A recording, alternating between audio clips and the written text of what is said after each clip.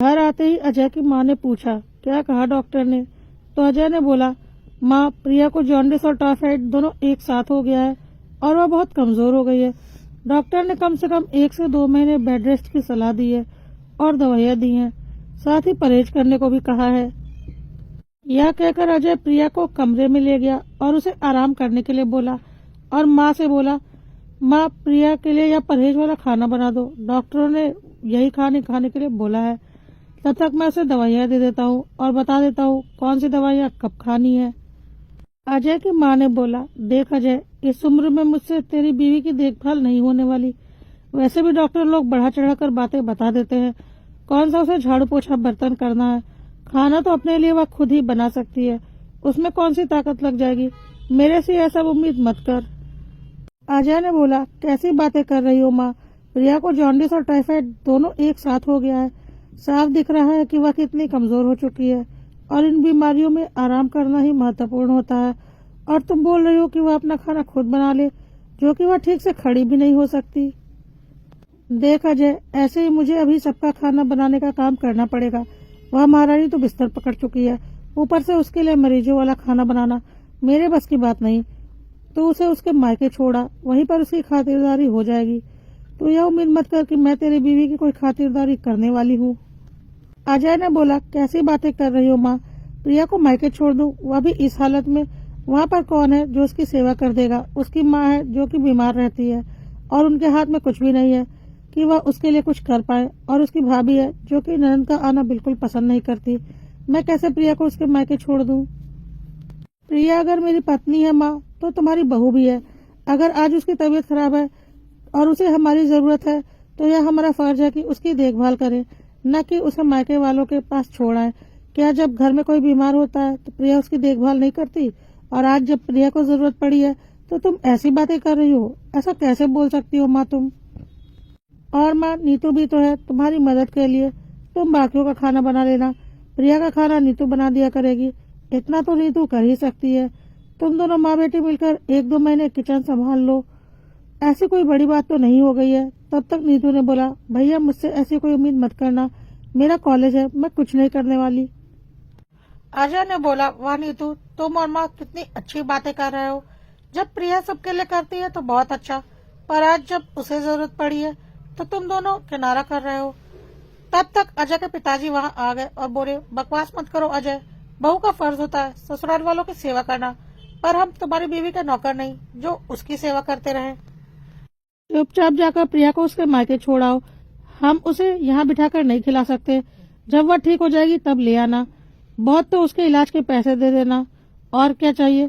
पर इस उम्मीद में मत रहना कि तुम्हारी माँ या बहन तुम्हारी बीवी की सेवा करेंगे। वह बहू है इस घर की, बेटी नहीं, जो हम उसे सिर पर बिठा कर रखे, समझे?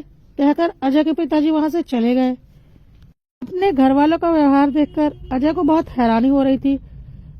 वह प्रिया जो एक टांग पर खड़ी होकर उसके घर वालों के आगे पीछे किया करती थी, आज जब उसे जरूरत आन पड़ी है तो सब उससे कन्नी काट रहे हैं और उसे उसके मायके भेजने की बात कर रहे हैं। क्या बहू का फर्ज सिर्फ ससुराल वालों की सेवा करना है?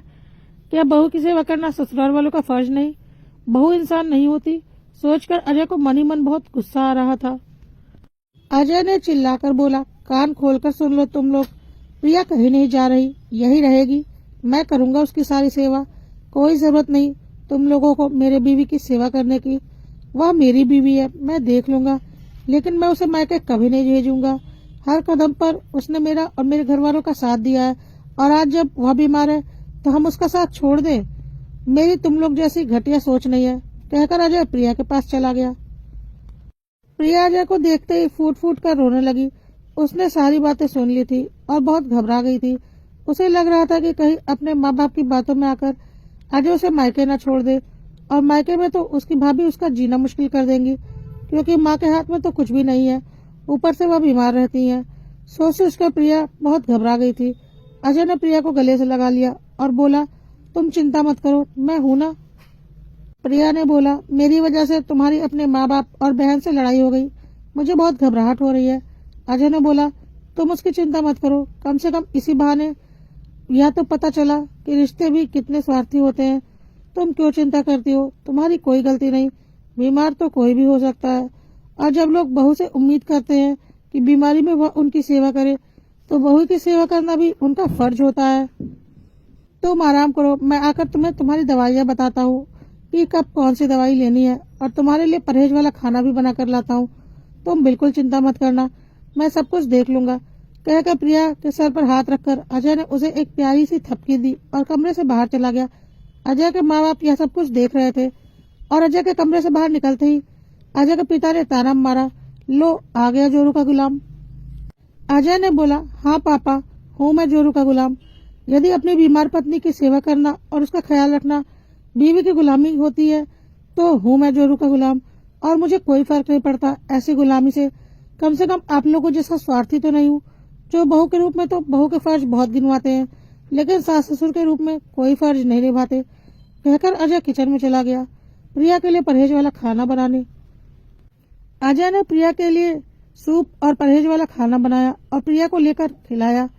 अजय के माँ बाप और बहन यह सब कुछ देख रहे थे और आपस में खुसर फुसर कर रहे थे कि देखते हैं कितने दिन यह सब कुछ कर लेता है, आखिर ऑफिस भी तो जाना है, हार कर उसे मायके तो छोड़ना ही पड़ेगा।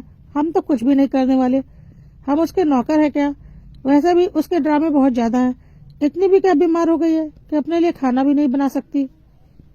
प्रिया ने अजय से बोला, अजय मुझे बहुत डर लग रहा है, मेरे पास तो उठने की भी शक्ति नहीं।